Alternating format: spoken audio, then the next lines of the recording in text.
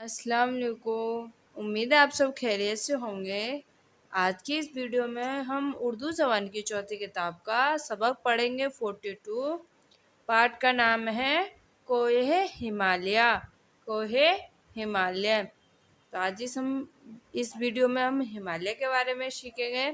तो वीडियो को आप पूरा ज़रूर देखिए। वीडियो पसंद आए तो लाइक कीजिए। हमारे चैनल पर पहली बार आए तो प्लीज़ हमारे चैनल को सब्सक्राइब कर लीजिए और ज़्यादा से ज़्यादा इस वीडियो को अपने दोस्तों के साथ शेयर कर दीजिए। और अभी तक आपने हमारी पिछली वीडियो नहीं देखी हो तो उनका लिंक मैं नीचे डिस्क्रिप्शन बॉक्स में दे दूँगी, वहाँ से आप चेक कर सकते हैं।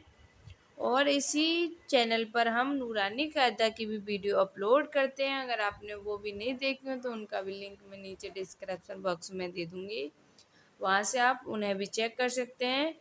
तो आइए अब हम इस वीडियो को